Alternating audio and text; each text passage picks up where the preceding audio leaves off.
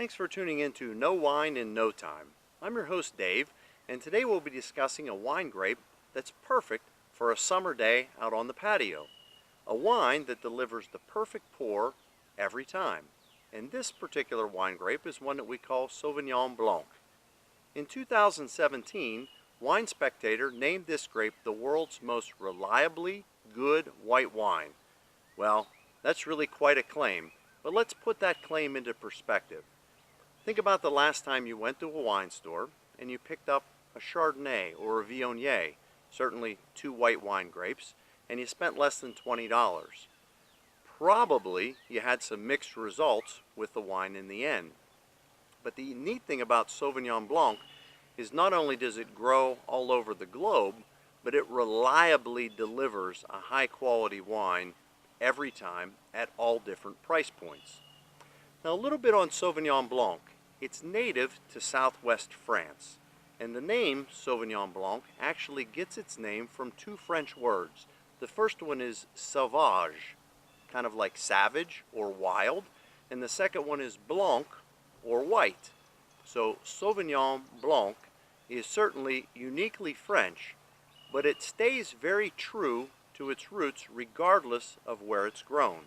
And what I mean by that is Sauvignon Blanc at the core will always have a citrus type of aroma and flavor, and some say a little bit of fresh cut grass. So that sounds kind of odd, but it really is quite refreshing when you think about it in a wine. Now one of the interesting things that when Sauvignon Blanc is grown around the world, it'll adopt the specific terroir, or the soil, the temperature, the sun, the wind, the rain, and that influences the type of styles. So what I want to talk about today is really kind of the three unique paths that Sauvignon Blanc takes when grown around the world. One of the hottest styles of Sauvignon Blanc right now is the New Zealand style. Now in New Zealand, Sauvignon Blanc is really a relative newcomer. It was first planted in New Zealand in 1970, but because of the temperate climate, the sandy soils, good drainage, and low yields on the grapes, it kind of has resulted in more of an uber version of Sauvignon Blanc. And if you've tried one, you know exactly what I'm talking about.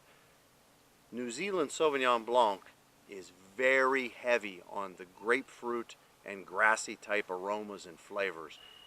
Very high in acidity, very, very refreshing.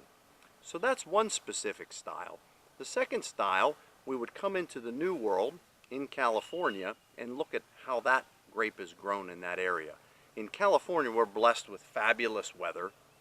It's sunny, it's warm, and grapes grow to some of their highest sugar potential. In California, the fruit is definitely more forward on the Sauvignon Blanc. Acid takes a back seat, and the Sauvignon Blanc tends to gravitate a little less from the citrus flavors to more tropical. Think pineapple, think apricots, things of that nature. And the third type of Sauvignon Blanc that bears reference is the French style of Sauvignon Blanc.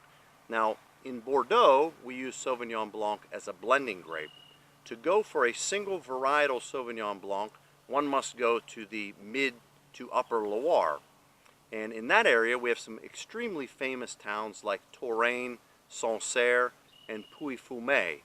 These are some epic styles of Sauvignon Blanc, but because the soil there is full of minerality, has a lot of chalk and limestone, you tend to have a Sauvignon Blanc that tends to be a little more balanced in its acidity and its fruit, with minerality pulling more towards the front side of it.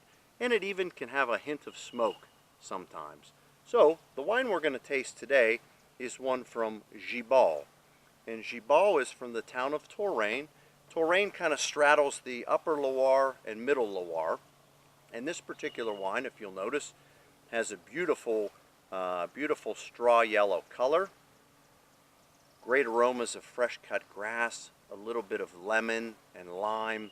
Really fantastic. And obviously you can see from the glass and from the bottle, we do want to serve Sauvignon Blanc chilled. Not completely cold, like right out of the refrigerator, but take it out about 20 minutes before you're ready to serve it, and then go ahead and serve it. So let's go ahead and swirl this wine a little bit. Get a whiff of those aromas. Once again, a little bit of tangerine, a little bit of citrus, and let's give it a taste.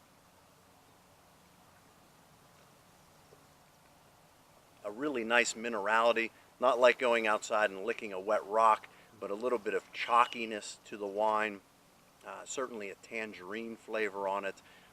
Very well balanced, quite refreshing, and really nice.